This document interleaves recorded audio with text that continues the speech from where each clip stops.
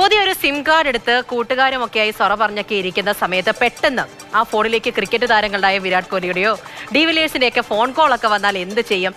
ആരെങ്കിലും പറ്റിക്കാൻ വിളിച്ചതാണെന്നൊക്കെ ആദ്യം കരുതും. ചിലപ്പോഴൊന്ന് പതറിപ്പോകും. ആകെപ്പാടി കോളുകളൊക്കെ ഓർത്ത് മുഷിപ്പാകും. അതല്ല എന്നുണ്ടെങ്കിൽ എന്തായാലും കോളുകൾ വരുന്നല്ലേ, തിരിച്ചും ഒന്ന് കബളിപ്പിച്ചേക്കാം എന്ന രീതിയിൽ ഒന്ന് ചിന്തിച്ചു പോകും. ഛത്തീസ്ഗഡിലുള്ള ഗരിയാബന്ദിലെ സുഹൃത്തുക്കളായ മനീഷ് ബിസിയും ഖേംരാജും ഇങ്ങനെയൊക്കെ തന്നെയാണ് കരുതിയത്. അങ്ങനെ കാര്യങ്ങളൊക്കെ മുന്നോട്ട് പോകുമ്പോൾ പലതും സംഭവിച്ചിട്ടുണ്ടായിരുന്നു. അതെന്താണ് എന്ന് ആതിരയായിരിക്കും നമുക്ക് പറഞ്ഞു തരിക. അതിൽ ഇത് കേട്ടെടുത്തോളം കോളുകൾ വരുന്നു, ആൾക്കാർ പറ്റിച്ചതാകുന്നൊക്കെ പറയുന്നു, അങ്ങനെ വീണ്ടും പറ്റിക്കുന്നു, അങ്ങനെ ഫോൺ കോളുകളൊക്കെ വന്നും പോയി ഒക്കെ ഇരിക്കുന്നു. അതിനപ്പുറവും ചില കാര്യങ്ങൾ നടന്നിട്ടുണ്ടാകുമല്ലോ. ഇതിന്റെ ക്ലൈമാക്സ് എന്തായിരുന്നു? പൂജ, ഇങ്ങനെ ഒരു സംഭവം നടന്നിട്ടില്ല.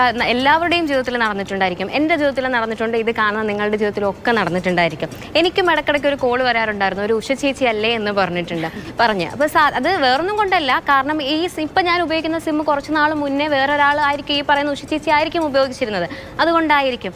അതുപോലെയാണ് ഈ ഛത്തീസ്ഗഡിലാണ് ഈ സംഭവം നടന്നത്. ഛത്തീസ്ഗഡിലെ രണ്ട് സുഹൃത്തുക്കൾ മനീഷും ഖേംരാജും കൂടി ഒരു സിം എടുത്തു.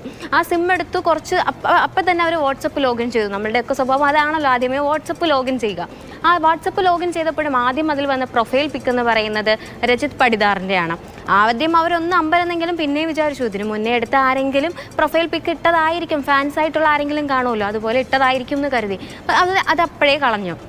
കുറച്ച് ദിവസങ്ങൾ കഴിഞ്ഞപ്പോൾ ഇങ്ങനെ നിരന്തരമായിട്ട് ഓരോ കോളുകൾ വരുമായിരുന്നു. കോളെന്ന് വെച്ചാൽ സാധാരണക്കാരുടെ ആരുടെയുമല്ല, എല്ലാം VIP-കളുടെയാണ്. ഇപ്പം പൂജ പറഞ്ഞ പോലെ വിരാട് കോഹ്ലിയും ഡിവിലിയേഴ്സും ഒക്കെയാണ് ഇങ്ങനെ വിളിച്ചുകൊണ്ടിരിക്കുന്നത്. ആദ്യമൊക്കെ ഇവർ സാധാ ചിലപ്പോൾ ആരെങ്കിലും പറ്റിക്കായിരിക്കും എന്ന് പറഞ്ഞോ, അല്ലാണ്ട് അങ്ങ് പറഞ്ഞു വിട്ടു. പിന്നെ നിരന്തരം ഇങ്ങനെ കോള് വരാൻ തുടങ്ങിയപ്പോഴത്തേക്ക് ഇവരും തിരിച്ചു പറയാൻ തുടങ്ങി ഇങ്ങേ തലപ്പത്തിരിക്കുന്നത് ധോണിയാണെന്ന് പറഞ്ഞു. സംഭവം ഇങ്ങനെ കുറേ ദിവസം പോയി അവസാനം ഒരു ജൂൺ 28-നായിരുന്നു ഈ സംഭവങ്ങളൊക്കെ നടന്നത്.